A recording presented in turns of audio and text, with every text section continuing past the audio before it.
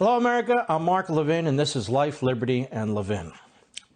We're fighting a two-front war in this country. One, domestically, defending our Constitution and our republic from the Democrat Party and the media, and I'm afraid to say the judiciary. The other is the Cold War with China. Yes, we're in a Cold War with China. The President of the United States has recognized that for some time. And we're going to spend this program really looking into that as well. But before we do the first war against America, you know, Abraham Lincoln famously once said that if America is going to be defeated, it will be defeated from within. And this is exactly what's taking place. The electors have met. The media says it's over. The election is all done. You know what this is? I bring it with me all the time. In this little book is a copy of the Declaration of Independence and the U.S. Constitution. We've talked about Article 2, Section 1, Clause 2 of the Constitution. It's there like every other part of the Constitution. It's not in invisible ink, it's in black and white. And what does it require, ladies and gentlemen? It's very simple. When they met in Philadelphia, and then they met in the various state capitals for ratification of the Constitution, all of the framers insisted that the state legislatures make the election laws, particularly as applies to the selection of federal electors who in turn select the President of the United States.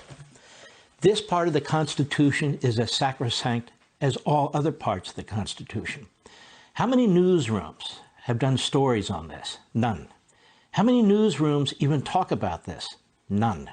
And yet that has been the purpose of some of the litigation that's gone all the way to the United States Supreme Court. And what has the United States Supreme Court done? Nothing. Nothing.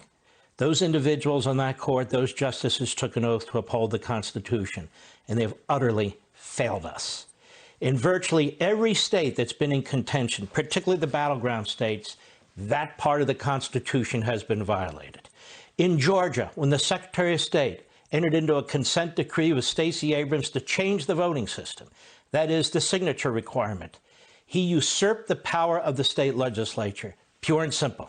In Pennsylvania, the state legislature was usurped so many times I can't even count it, by the governor, by the Secretary of State, by a rogue Democrat-controlled and elected state Supreme Court.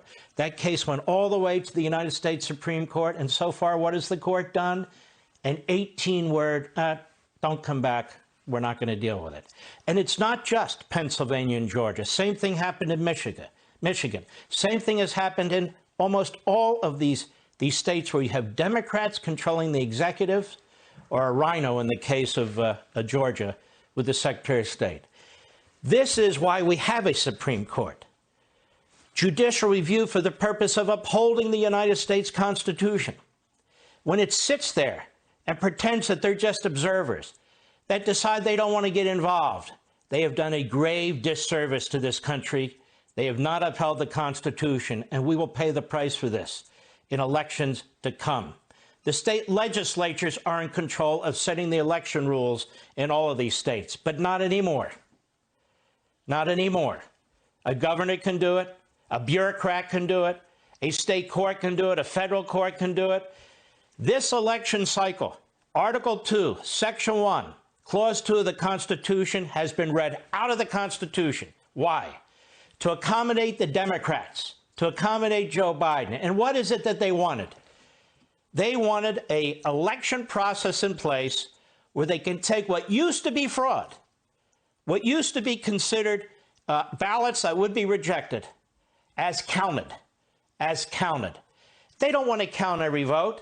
They want to change the voting system. And that's exactly what they did in every single one of these states. And the news hasn't even covered it. Instead, we get spitballs from the so-called legal analysts. Spitballs where they say, oh, they lost another case. Oh, I read the brief and I noticed in footnote 3 they didn't say this.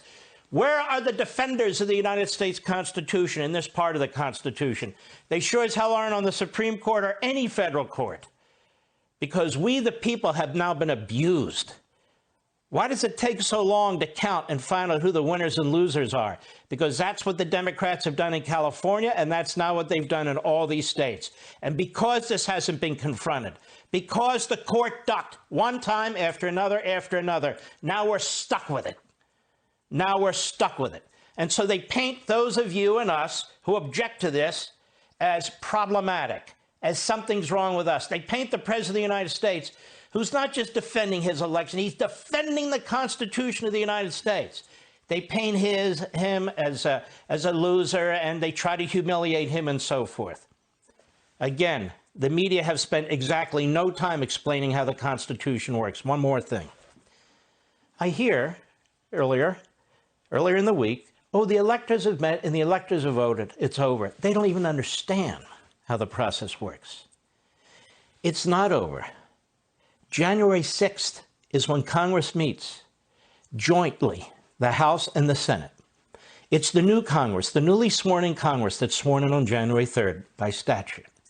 And they sit and they count the electors from every state. A House member can object, a Senate member can object. This is under federal law. Then they have a debate. Depending on how the vote turns out, the matter can be thrown to the House of Representatives to choose a president. The Senate can choose the vice president. I'm not saying it's going to get to that point, but this idea that the media first proclaim the winner, and then, oh, now we count the electors, and then we don't even wait for Congress to meet. Again, nobody has sat down in any newsroom, on any Sunday show, and explained to the American people how this process works.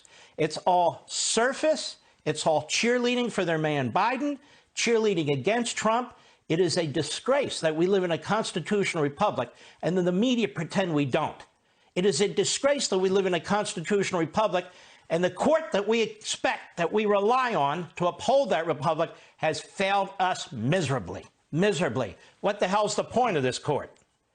Now, this court has used judicial review and gotten involved in matters it had no business getting involved in, never had a problem. This court is so political that when it came to Obamacare, the Chief Justice of the United States flipped sides because he's worried about how he'll be seen or his legacy. There's way too much of that going on the Supreme Court, which is why I believe, and I wrote about this in Men in Black and the Liberty Amendments, that Supreme Court justices should be term limited. Term limited. If they're going to act like politicians, then they shouldn't be serving for life. Now, I don't agree with the Democrats that they should only be term limited when they want them term limited.